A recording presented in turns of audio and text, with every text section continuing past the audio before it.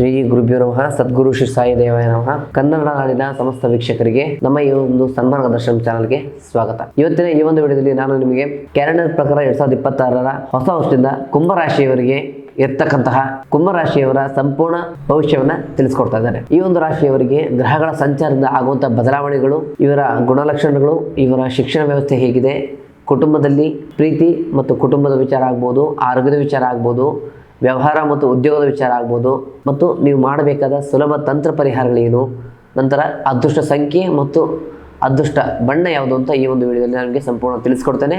ಅದಕ್ಕಿಂತ ಮುಂಚೆ ನಮ್ಮ ಈ ಒಂದು ಚಾನಲ್ನ ಲೈಕ್ ಮಾಡಿ ಮತ್ತು ಸಬ್ಸ್ಕ್ರೈಬ್ ಮಾಡ್ಕೊಳ್ಳಿ. ಮೊದಲನೇದಾಗಿ ಗ್ರಹಣ ಸಂಚಾರದಲ್ಲಿ ಶನಿ ಮುಖ್ಯ ಪಾತ್ರ ವಹಿಸ್ತಾನೆ. ಶನಿ ನಿಮ್ಮ ಒಂದು ಜಾತಕದಲ್ಲಿ ಮೊದಲನೇ ಸ್ಥಾನದಲ್ಲಿರೋದ್ರಿಂದ ನಿಮ್ಮ ಏಕಾಗ್ರತೆ, ನಿಮ್ಮ ಶ್ರಮ ಮತ್ತು ನಿಮ್ಮ ಸ್ಥೈರ್ಯದಿಂದ ನಿಮ್ಮ ಎಲ್ಲ ಕೆಲಸ ಕಾರ್ಯಗಳು ಶುದ್ಧವಾಗಿ ಈ ಒಂದು ವ್ಯವಸ್ಥೆಯಲ್ಲಿ ಮುಂದುವರಿಯುತ್ತೆ. ನಂತರ ಗುರು 4ನೇ ಮನೆಯಲ್ಲಿ ಇರೋದ್ರಿಂದ ನೀವು ಈ ವರ್ಷದಲ್ಲಿ ಹೊಸ ವಾಹನ ಖರೀದಿ ಮತ್ತು ಹೊಸ ಮನೆ ಖರೀದಿ, ಆಸ್ತಿ ಖರೀದಿನ ಮಾಡ್ಬೋದು. ಒಂದು ಸೂಕ್ತ ಸಮಯ ಆಗಿರುತ್ತೆ ವಾಹನ ಖರೀದಿ ಮತ್ತು ಆಸ್ತಿ ಖರೀದಿಗೆ. ಮತ್ತು ನಿಮ್ಮ ತಾಯಿಯ ಕಡೆಯಿಂದ ಧನ ಆಗಮನ, ಧನ ಲಾಭ, ನಿಮ್ಮ ತಾಯಿಯವರ ಕಡೆಯಿಂದ ಆಸ್ತಿ ಗೀಸಿ ಬರೋದು ವಿಚಾರ ಇದ್ದರೆ, ಕೋರ್ಟ್ನಲ್ಲಿದ್ದರೆ ಅದು ಈ ವರ್ಷ ನಿಮ್ಮದಾಗುತ್ತೆ. ನಂತರ ರಾಹು ಈ ಇಡೀ ವರ್ಷ ನಿಮಗೆ 2ನೇ ಸ್ಥಾನದಲ್ಲಿ ಗೋಚರ ಆಗೋದ್ರಿಂದ ನಿಮಗೆ ವ್ಯವಹಾರದಲ್ಲಿ, ಆರ್ಥಿಕ ವಿಚಾರದಲ್ಲಿ ನೋಡುವಂಥ ವ್ಯತ್ಯಯಗಳು ಸಿಗುತ್ತೆ, ಅಂದರೆ ಹೆಚ್ಚಿನ ಬದಲಾವಣೆಗಳು ಸಿಗುತ್ತೆ. ನಂತರ ಕುಟುಂಬದಲ್ಲಿ ಸಣ್ಣ ಪುಟ್ಟ ಏರಿಳಿತಗಳು ಆಗಲಿಕ್ಕೆ ಆಗುತ್ತೆ. ಮತ್ತು ಕೇತು 8ನೇ ಮನೆಯಲ್ಲಿ ಸ್ಥಾನ ಇರೋದ್ರಿಂದ ನಿಮಗೆ ಪಿತ್ರಾರ್ಜಿತ ಆಸ್ತಿಯಲ್ಲಿ ಹೆಚ್ಚಿನ ಗಮನ, ಹೆಚ್ಚಿನ ಒಲವು ಬರುತ್ತೆ. ಇದರಿಂದ ನಿಮಗೆ ಧನಾಗಮನ ಒಂದು ವ್ಯವಸ್ಥೆಗಳು ಸಿಗುತ್ತೆ. ಇವರ ಗುಣಲಕ್ಷಣ ಹೇಗಪ್ಪ ಅಂತಂದರೆ ಮಾನವೀಯ ಗುಣಗಳನ್ನ ಹೊಂದಿರ್ತಾರೆ, ಸಾಫ್ಟ್ ಕೈಂಡ್ ಹಾರ್ಟೆಡ್ ಇವರಾಗಿರ್ತಾರೆ. ನಂತರ ಇವರು ತುಂಬ ಶ್ರಮಜೀವಿಗಳಾಗಿರ್ತಾರೆ.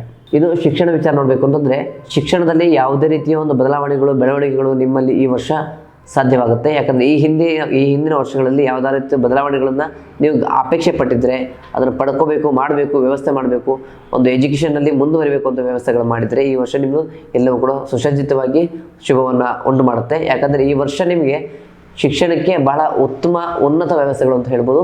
ಇನ್ನು ವೃತ್ತಿ ಮತ್ತು ಉದ್ಯೋಗದ ವಿಚಾರ ನೋಡಬೇಕು ಅಂತಂದರೆ ಶನಿಯು ನಿಮಗೆ ಬಲಸ್ಥಾನದಲ್ಲಿ ಇರೋದ್ರಿಂದ ನೀವು ಮಾಡ್ತಕ್ಕಂಥ ಎಲ್ಲ ಕೆಲಸಗಳು ಕೂಡ ಒಂದು ಸುಲಭ ಜಯವನ್ನು ಸಾಧಿಸ್ತೀರಾ.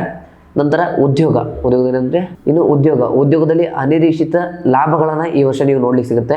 ಆದರೆ ಖರ್ಚುಗಳನ್ನ ಕಡಿಮೆ ಮಾಡೋದು ಉತ್ತಮ ಆಗುತ್ತೆ. ಇನ್ನು ವ್ಯವಹಾರ ನೋಡಿದ್ರೆ ಈಗ ನಿಮ್ಮ ಬಿಸ್ನೆಸ್ಸನ್ನು ನೀವು ಎಸ್ಟಾಬ್ಲಿಷ್ ಮಾಡಬೇಕು, ಉತ್ತಮವಾದಂಥ ಒಂದು ಕಮರ್ಷಿಯಲ್ ಆಸ್ತಿಗಳನ್ನು ಖರೀದಿ ಮಾಡಬೇಕು, ಅಥವಾ ಬಂಡವಾಳನ ದೊಡ್ಡದಾಗಿ ಮಾಡಬೇಕು ಅನ್ನೋ ವಿಚಾರ ಇದ್ದರೆ, ಅಥವಾ ಆಸ್ತಿಯನ್ನು ದೊಡ್ಡದಾಗಿ ಇನ್ನೂ ಎಸ್ಟಾಬ್ಲಿಷ್ ಮಾಡಬೇಕು ಅಂದ್ಕೊಂಡಿದ್ರೆ ಈ ವರ್ಷ ನಿಮಗೆ ಉತ್ತಮ ಒಂದು ಮಾರ್ಗದರ್ಶನ, ಉತ್ತಮ ವ್ಯವಸ್ಥೆ ಅಂತ ಹೇಳ್ಬೋದು.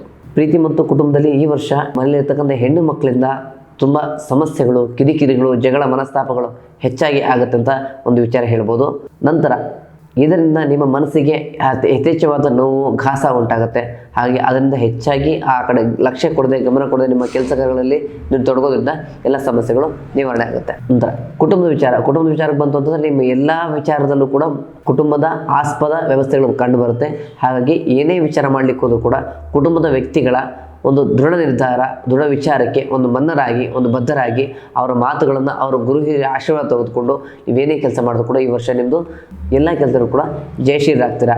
ಮತ್ತು ಆರೋಗ್ಯದ ವಿಚಾರದಲ್ಲಿ ಶನಿ ಲಗ್ನಾಧಿಪತಿ ಲಗ್ನಸ್ಥಾನದಲ್ಲಿ ಇರೋದ್ರಿಂದ ನಿಮಗೆ ಆರೋಗ್ಯದಲ್ಲಿ ಸಣ್ಣ ಪುಟ್ಟ ಏರಿಳಿತಗಳು ಈ ವರ್ಷವಿಡೀ ಕೂಡ ಇರ್ತಕ್ಕಂಥ ಸಂಭವ ಇದೆ. ಹಾಗಾಗಿ ಆರೋಗ್ಯದ ಕಡೆ ಹೆಚ್ಚಿನ ಗಮನವನ್ನು ಕೊಡಬೇಕು. ಮುಖ್ಯವಾಗಿ ಮನೆಯಲ್ಲಿರ್ತಕ್ಕಂಥ ಹಿರಿಯರು ಮತ್ತು ಮಕ್ಕಳಿಗೆ ಹೆಚ್ಚಿನ ಗಮನವನ್ನು ಕೊಡೋದು ತುಂಬ ಅತ್ಯಗತ್ಯವಾಗುತ್ತೆ. ಇನ್ನು ಈ ರಾಶಿಯವರಿಗೆ ಉತ್ತಮ ಪರಿಹಾರ ಮಾರ್ಗದರ್ಶನ ಏನಪ್ಪಾ ಅಂತಂದ್ರೆ, ಪ್ರತಿ ಶನಿವಾರ ಆಂಜನೇಯ ಸ್ವಾಮಿಯ ಜಪವನ್ನು ಮಾಡೋದು ಅಥವಾ ಹನುಮಾನ್ ಚಾಲಿಸನ ಪ್ರತಿನಿತ್ಯ ಹೇಳೋದು ತುಂಬ ಉತ್ತಮ ಆಗುತ್ತೆ. ಮತ್ತು ಬಡವರಿಗೆ ನಿಮ್ಮ ಕೈಲಾದಷ್ಟು ದಾನ ಧರ್ಮವನ್ನು ಮಾಡೋದು ನಿಮ್ಮ ಎಲ್ಲ ಪಾಪಕರ್ಮಗಳು, ಎಲ್ಲ ಸಮಸ್ಯೆಗಳಿಗೆ ಒಂದು ಉತ್ತಮ ದಾರಿದೀಪ ಅಂತ ಹೇಳ್ಬೋದು.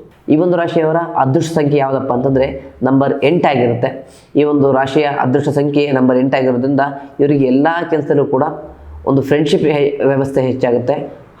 ಯಥೇಚ್ಛವಾದಂತಹ ಸಂಬಂಧವನ್ನು ಹೆಚ್ಚಾಗಿಸ್ಕೋತಾರೆ ಮತ್ತು ಸಂಬಂಧ ಗಟ್ಟಿ ಆಗ್ತಾ ಬರುತ್ತೆ. ನಂತರ ಇವರ ಒಂದು ಎಲ್ಲ ಕೆಲಸದಲ್ಲೂ ಕೂಡ 8 ನಂಬರ್ ಅನ್ನೋದು ಸರ್ವೇ ಸಾಮಾನ್ಯವಾಗಿ ನೋಡ್ಲಿಕ್ಕೆ ಸಿಗುತ್ತೆ. ಇದರಿಂದ ಇವರಿಗೆ ಉತ್ತಮ ಫಲಿತಾಂಶ ಸಿಗುತ್ತೆ.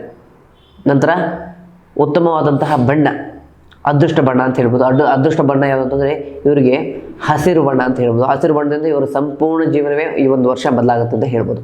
ಒಟ್ಟಾರೆಯಾಗಿ ಈ ರಾಶಿಯವರು ಆರ್ಥಿಕ ಲಾಭ ಹೆಚ್ಚಾಗಿ ಸಿಕ್ಕಿದ್ರು ಕೂಡ ಅಷ್ಟೇ ನಿಮಗೆ ಖರ್ಚು ಹೆಚ್ಚಾಗಿ ಕಾಣಿಸಿಗುತ್ತೆ. ಹಾಗಾಗಿ ಆ ಖರ್ಚಿನ ಕಡೆ ಗಮನ ಕೊಟ್ಟು ಯಥೇಚ್ಛವಾಗಿ ಎಲ್ಲಿ ಖರ್ಚು ಕಡಿಮೆ ಮಾಡಬೇಕು ಅಂತ ಗೊತ್ತಾಗುತ್ತೋ ಅಲ್ಲಿ ಕಡಿಮೆ ಖರ್ಚನ್ನು ಮಾಡಿ ಆದಷ್ಟು ಹಣವನ್ನು ಉಳಿತಾಯ ಮಾಡಿಕೊಂಡು ಹೋಗಿದ್ದೆ ಆದರೆ ನಿಮ್ಮ ಜೀವನ ಈ ವರ್ಷ ಬಹಳ ಉತ್ತಮ ಜೀವನ ಆಗುತ್ತೆ. ಒಟ್ಟಾರೆಯಾಗಿ ಇದಾಗಿತ್ತು 2026ರ ಕುಂಭ ರಾಶಿಯ ಸಂಪೂರ್ಣ ಭವಿಷ್ಯ.